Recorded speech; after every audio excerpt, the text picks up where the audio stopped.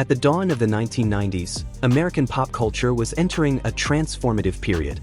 The polished boy bands and Disney-made teen idols were no longer just entertainment, they were shaping the teenage experience itself.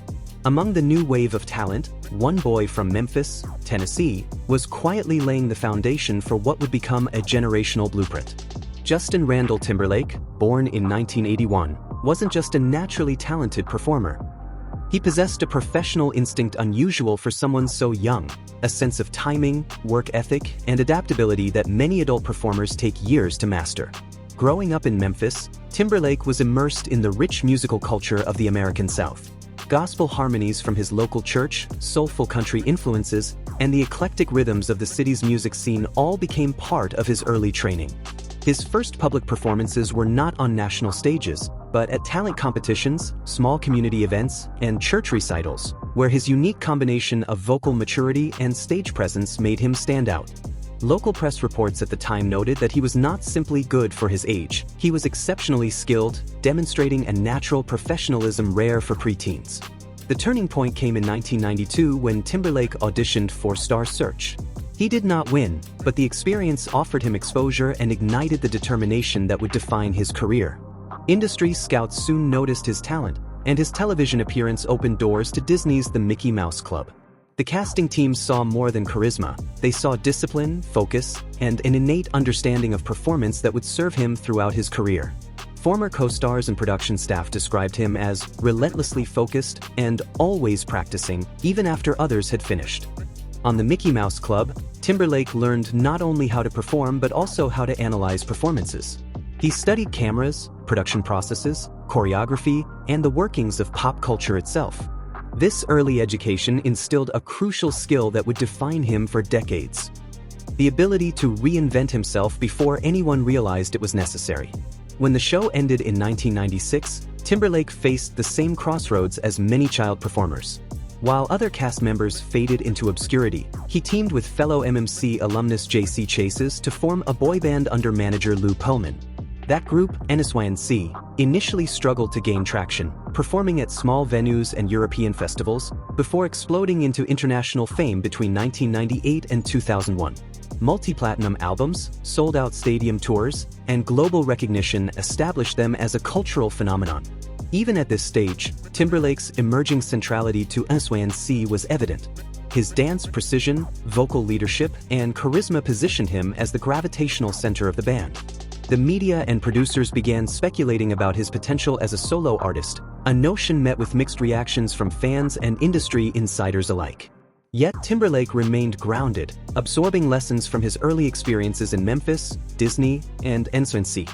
This prologue sets the stage for the rise of a pop artist, whose career would continually evolve, adapt, and redefine the boundaries of mainstream music.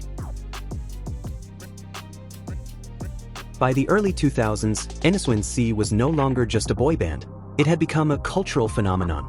Their 2000 album No Strings Attached shattered records, selling 2.4 million copies in its first week alone. This achievement remains remarkable even by today's streaming-driven standards. The band dominated television, award shows, magazine covers, and late-night talk shows. Fans were fiercely loyal, sometimes overwhelming phone lines and fan clubs within minutes. But behind the glittering surface, subtle tensions were emerging. Industry insiders, choreographers, and journalists noticed a shift. Justin Timberlake's voice and presence were increasingly the defining features of NSYNC's sound. Lead vocals on major singles, spotlight placements in music videos, and his growing confidence during interviews signaled a quiet evolution. Timberlake was becoming more than a member of the band, he was its artistic center. Reports from music industry sources at the time describe a grueling schedule, more than 300 days a year on tour, relentless press commitments, and mounting pressure for creative control. Observers noted an emerging divide: NSYNC as a group versus Timberlake as an individual brand. Labels and producers quietly floated the idea of Timberlake pursuing solo projects. Nothing was official, but the speculation fueled both media narratives and fan discussions. Even within the band, members sensed the change, not as conflict, but as recognition of Timberlake's growing artistic pull, one that could not be contained by the boy band format indefinitely. The moment of transition was subtle yet undeniable. It wasn't a scandal or a leaked memo that marked the shift, it was a performance. During the 2001 MTV Video Music Awards, Timberlake's stage presence and evolving vocal style, influenced by R&B, soul, and hip-hop, caught the attention of producers, critics, and audiences alike. Rolling Stone later described this era as the moment Timberlake began shifting from pop star to pop force. Fans noticed too. Online forums, backstage interviews, and early social commentary all hinted at a coming transformation. In 2002, NSYNC announced a hiatus, framed publicly as temporary. Yet the perception was clear. The group had ended. Timberlake had begun work on his solo debut with producers like the Neptunes and Timbaland, who were among the most innovative music creators of the time. Reactions among fans were mixed. Some felt betrayed. Some offered full support. Some clung to hope that the band would reunite. Regardless of fan sentiment, the public understood that this was a pivotal moment. Timberlake's career was entering a new phase. There was no confirmed feud, scandal, or public fallout within the band. Yet early 2000s headlines often framed Timberlake's solo ambitions as contributing to NSYNC's pause. This framing, while not factually confirmed, shaped popular perception and has persisted in retrospective narratives. Music historians often mark this period as the end of the boyband era and the beginning of the Justin Timberlake era. For industry insiders, Timberlake's move was evolution, not abandonment, a necessary response to changing audience tastes. The emotional and cultural impact was significant. Radio stations replayed old NSYNC hits like a retrospective celebration. MTV aired specials, dubbing NSYNC the last great boy band of the millennium. Teen magazines treated the announcement as a national event. Timberlake, meanwhile, remained focused, quietly preparing a solo album that would redefine pop music and introduce a new artistic identity. The rise was accelerating, but so too was scrutiny, foreshadowing the challenges he would face in establishing his solo career. In 2002, Justin Timberlake stepped into the studio not merely to record a solo album, but to redefine himself in the public eye. The stakes were enormous. Critics questioned whether a former boy band member could succeed as a serious solo artist, and fans wondered if his new direction would resonate. But Timberlake had a clear advantage. He wasn't trying to replicate his past. He was intentionally creating something new. Timberlake collaborated with Timbaland and the Neptunes, two production teams reshaping 2000s pop and R&B. The Neptunes, Pharrell Williams and Chad Hugo, were behind hits for Britney Spears, Nelly, and Jay-Z. Timbaland had revolutionized R&B with Missy Elliott, Aaliyah, and Genuine, introducing innovative rhythm and vocal syncopation. Pharrell later said, "Justin could be an R&B artist. He had the tone, the control, the hunger." Timbaland added, "People didn't expect it from him. That's why I wanted to work with him." Together, they helped Timberlake move beyond his boy band image into a space of creative reinvention. The resulting album, Justified, blended pop, R&B, and funk in a way few expected. Clipped, intricate drum patterns, minimalist funk grooves, falsetto-driven vocals, Michael Jackson-inspired rhythms, signature Neptunes synths and syncopation. Tracks like I Love You, Cry Me a River, Rock Your Body, and Señorita were not just designed for radio, they were cultural statements. And yet, they dominated the charts, cementing Timberlake's new identity as a solo artist unafraid of experimentation. Cry Me a River, fueled by rumored heartbreak, became an emblematic track. Though Timberlake never confirmed the speculation that it referenced his breakup with Britney Spears, public perception took hold. The music video, emphasizing betrayal and emotional vulnerability, became one of the early viral moments of pop culture in the digital age. The song went triple platinum, won the Grammy for Best Male Pop Vocal Performance, established Timberlake as an artist capable of translating personal narrative into mainstream culture. Between 2002 and 2003, Timberlake's every move was dissected. The evolution of his sound, his departure from NSYNC, public curiosity about his personal life. Critics praised the album, fans embraced the new direction, and skeptics gradually receded. Yet, the intense media spotlight was a double-edged sword. Every success drew scrutiny, setting the stage for the challenges and controversies of his future career. Timberlake joined Christina Aguilera on the Justified/Strip tour in 2003, a pivotal moment in his evolution. The performances featured live instrumentation, extensive use of falsetto, and dance routines rooted in soul, funk, and hip-hop. The tour established him as a mature performer with his own artistic identity, distinct from the boy band era. Critics recognized the significance. Timberlake was no longer the boy band star. He had become a solo icon.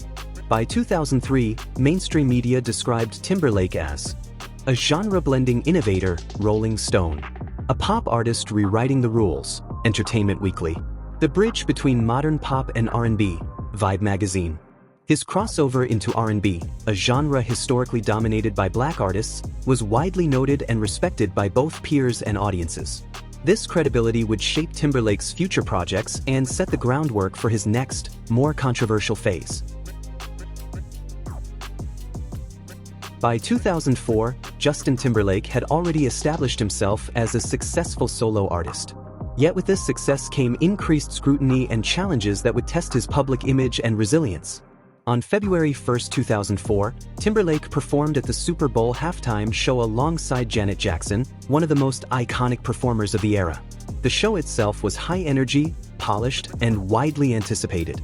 However, in the final seconds of the performance, a wardrobe incident briefly exposed Janet Jackson. This moment immediately went viral, drawing massive attention across television, the early internet, and media outlets worldwide. Janet Jackson faced a disproportionate backlash, including fines and public criticism. Timberlake received comparatively less scrutiny, a disparity later analyzed in cultural discussions and media retrospectives. The Federal Communications Commission, FCC, received over 500,000 complaints, prompting stricter broadcast regulations. Although Timberlake was involved in the incident, reports later clarified that the backlash disproportionately affected Jackson. This event reshaped how media and the public perceived accountability in live performances.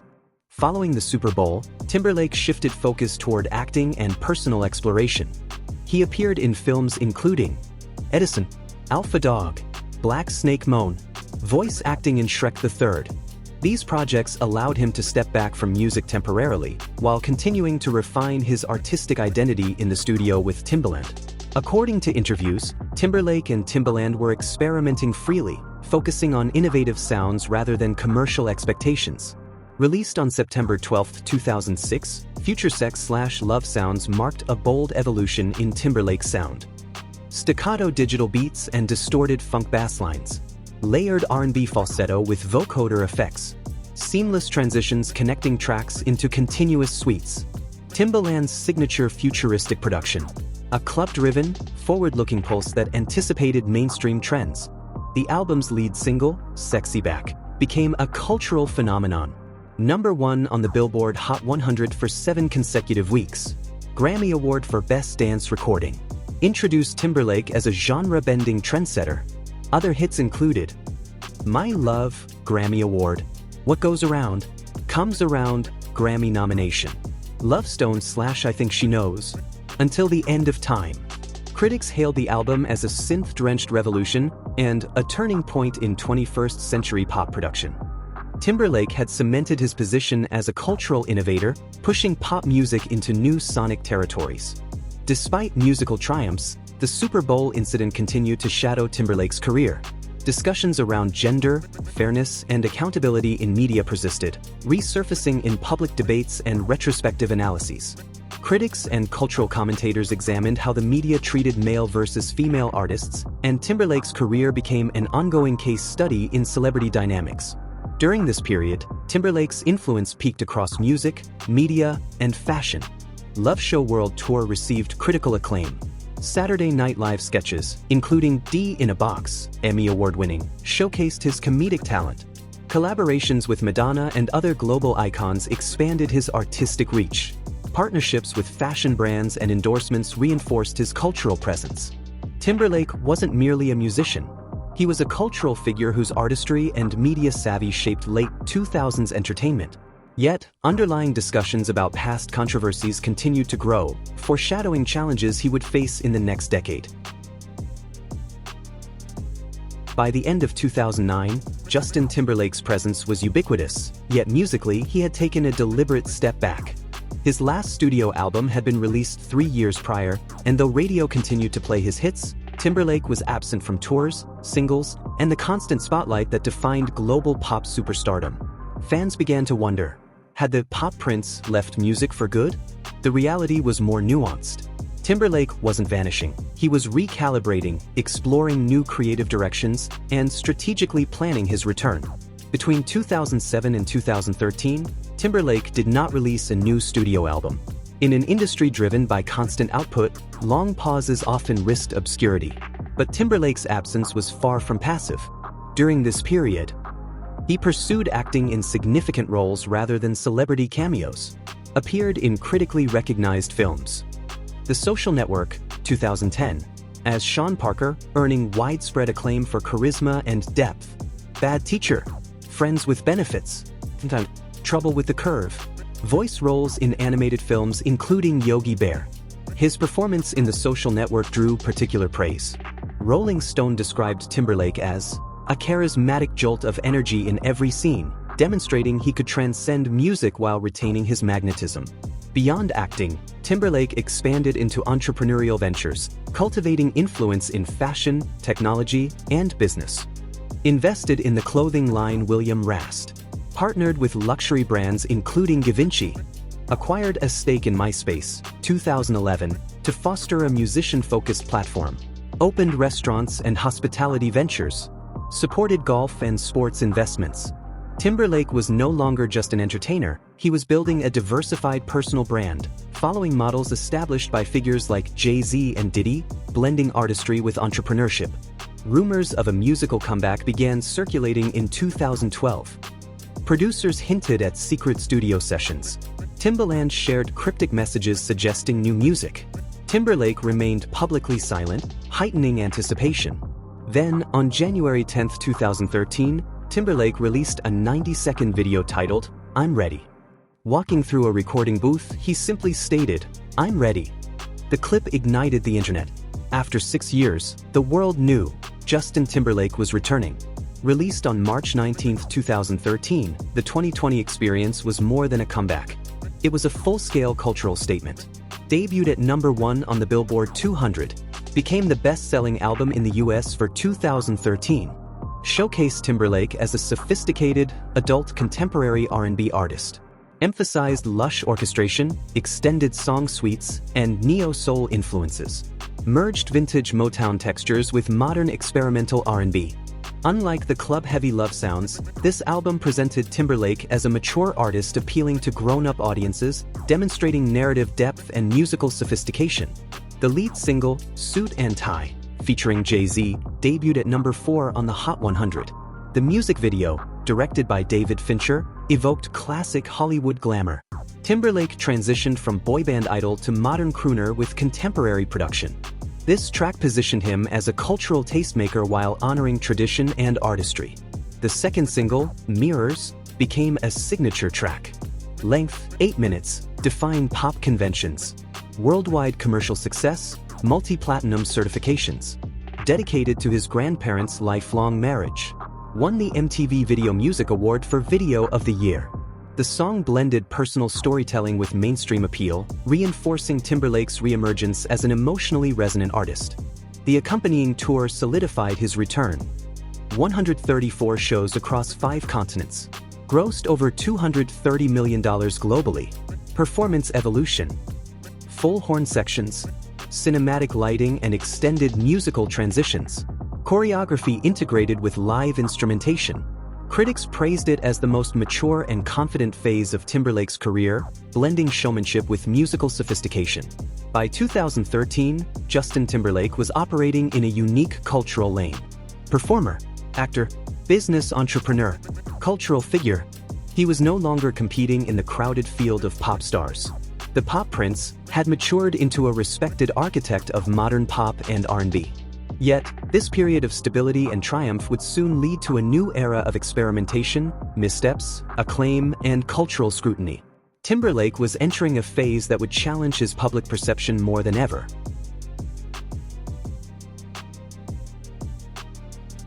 By the mid-2010s, Justin Timberlake had reached what would become his last uncontested peak of universal popularity. He remained the golden boy of pop, Charming, media-friendly, chart-topping, and guaranteed to headline any major stage. Yet beneath this widespread admiration, a subtle cultural shift was emerging. Slowly, public saturation was beginning to foster critical scrutiny. From 2014 to 2016, Timberlake's public image was nearly flawless. Playful and approachable appearances on late-night shows, memorable award show moments, viral skits, and widely shared social media content. He was more than a pop star. He had become a cultural institution.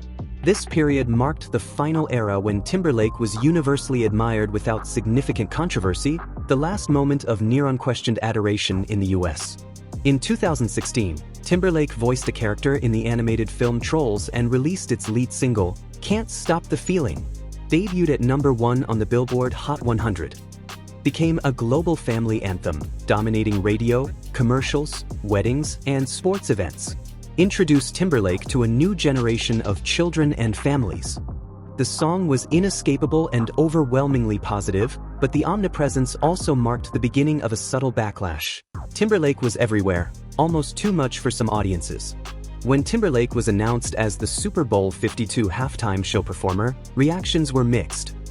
Online discussions revisited past controversies, especially the 2004 Super Bowl incident with Janet Jackson. Critics and commentators debated perceptions of accountability and industry privilege. The performance itself was technically flawless, but the internet response revealed a changing cultural climate. Unlike previous Super Bowl appearances, this event did not elevate Timberlake universally. It instead highlighted the beginning of public reevaluation. Later in 2018, Timberlake attempted a stylistic pivot with Man of the Woods, an album inspired by personal and Americana themes, reflecting his Tennessee roots. Reception was mixed. Critics described it as confusing or unfocused. Fans struggled to connect with the abrupt stylistic shift. Social media reactions ranged from lighthearted mockery to critical scrutiny. Some reviews considered it out of step with contemporary pop trends. Rather than being hailed as a reinvention, the album became a symbol of an artist negotiating his relevance in a fast-changing musical landscape. From 2018 to 2019, Timberlake faced increasing scrutiny. Viral threads and long-form commentary revisited past controversies and relationships. Media outlets began examining him with a more critical lens. Public perception shifted from admiration to skepticism, nostalgia to reconsideration.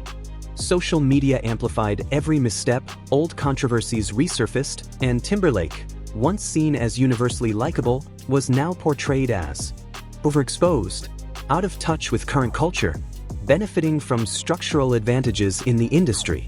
By 2019, the transformation was clear. Cultural saturation had evolved into cultural recalibration, setting the stage for his next challenge. By 2020, Justin Timberlake had spent over 2 decades as a dominant figure in pop culture. His career spanned boy band superstardom, solo reinvention, acting, and entrepreneurial ventures. Yet the cultural landscape had shifted. The public, media, and digital platforms were re-examining the past through a new lens, one focused on accountability, equity, and historical context. This period was not merely a decline in popularity, but a comprehensive reassessment of Timberlake's legacy. In early 2020, Timberlake appeared to focus on film projects, including Palmer, 2021, praised for its warmth and nuanced performance, fatherhood and private life, strategic business endeavors. For a moment, it seemed Timberlake had successfully navigated away from the noise of public scrutiny. Yet this calm was temporary. The cultural climate had evolved, with audiences and media increasingly willing to revisit past narratives and question long-held assumptions. February 2021 marked a turning point. Hulu and the New York Times released Framing Britney Spears, a documentary investigating media treatment of Britney Spears, forces shaping her public struggles in the early 2000s. The documentary reframed Timberlake's role in the public breakup of 2002. Playful interviews now interpreted as dismissive or harmful. Lyrics and videos from the era scrutinized for subtext. Past jokes and press narratives reconsidered. Rolling Stone described the moment as a cultural reckoning long overdue. Timberlake issued a public apology, acknowledging that he had benefited from a system condoning inequities in treatment and representation. Even so, many perceived the apology as belated, signaling the start of a challenging phase for his public image. The renewed focus on Janet Jackson revisited the 2004 Super Bowl incident. Previously framed as a minor wardrobe malfunction, it was now analyzed as an example of industry inequities and disproportionate backlash. Jackson faced significant professional consequences. Timberlake experienced minimal fallout. Media coverage accelerated his career while limiting hers. Billboard noted critics arguing that Timberlake never fully acknowledged the impact on Jackson's career, highlighting systemic disparities in celebrity accountability. A 2019 paparazzi incident in New Orleans involving Timberlake and co-star Alicia Wainwright resurfaced in public discourse during 2020 to 2021. Images of Timberlake holding hands with Wainwright circulated online. The event was labeled a lapse in judgment in media reports. Public commentary questioned the alignment of his private conduct with his curated public persona. The incident demonstrated the heightened cultural expectation for transparency and ethical behavior, particularly for long-established figures. From 2021 to 2023, digital platforms like TikTok, commentary channels, and podcasts re-evaluated Timberlake's career arc. Discussions of media biases in the 2000s and their effects on his trajectory. Analysis of how female collaborators were treated differently in the public eye. Recontextualization of early 2000s interviews, videos, and performances. Nostalgia, once a benefit, now amplified critical scrutiny, reshaping his legacy in real time. Timberlake's carefully curated image was being deconstructed piece by piece. The publication of Britney Spears' memoir The Woman in Me, October 2023, added new dimensions to the narrative. Detailed accounts of past relationships and professional tensions. Insights into previously private experiences. Public discussion intensified across media outlets and social platforms. Excerpts, commentary, and renewed retrospectives led to a global reassessment of Timberlake's role in pop culture history, particularly regarding fairness, accountability, and systemic bias.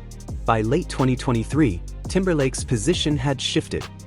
He was no longer a universally adored pop icon. He was not cancelled, but his public perception was complex and contested. His legacy was being redefined by cultural dialogue rather than personal control. The central question had changed. Not why did Justin Timberlake fade, but how did a pop prince lose the narrative? Justin Timberlake's career is not simply a story of rise, fall, and resurgence. It is a lens through which we can view the evolution of American pop culture over the last 3 decades. From a Memphis boy with prodigious talent to the forefront of boy band fame, then a solo innovator, and eventually a multifaceted cultural figure, Timberlake's journey reflects the opportunities and pitfalls of fame in a media-driven era. Timberlake's trajectory mirrors broader societal shifts. Media accountability.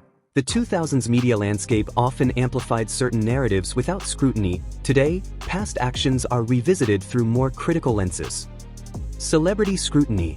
Fame that once shielded public figures from consequences no longer guarantees immunity. Cultural reinterpretation. Audiences now have tools to revisit, debate, and reassess historical events in real time, often reshaping a celebrity's legacy.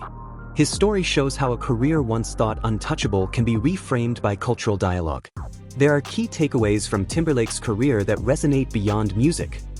1. Reinvention is essential but complex. Each major shift, from NSYNC to Justified, from LoveSounds to the 2020 Experience, required courage, collaboration, and risk. Success is not guaranteed, and public reception can be unpredictable. 2. Media and public perception shape legacy. Even the most accomplished achievements can be re-evaluated as cultural norms evolve. Timberlake's experience highlights the interplay between artistry, personal choices, and societal expectations. 3. Accountability evolves with society. Incidents that were once tolerated or overlooked may later be scrutinized. Adapting to these changes requires self-awareness and responsiveness. By 2023, Timberlake had shifted from the universally beloved pop prince to a complex cultural figure, an artist whose legacy is still in flux. While he continues to create music, act, and influence the cultural landscape, the central question lingers. Can an artist reclaim a narrative once the broader public has reshaped it? This question is not unique to Timberlake. It applies to all creators navigating an era of instant commentary, viral media, and evolving societal standards. Justin Timberlake's journey reminds us that fame, talent, and reinvention do not exist in isolation. They are entwined with media, culture, and the collective memory of audiences. His career is a testament to innovation in pop music, redefining genre boundaries, vocal styles, and performance standards; resilience, navigating public scrutiny, controversies, and changing cultural landscapes; cultural influence, shaping trends not just in music, but in fashion, film, and digital media. Whether Timberlake's legacy is ultimately defined by his hits, his controversies, or his reinventions, one truth remains clear. His story reflects the evolving dynamics of fame and the enduring challenge of maintaining relevance in a fast-changing cultural world. Subscribe and hit the bell, new music documentary every week. Watch the next documentaries on our channel.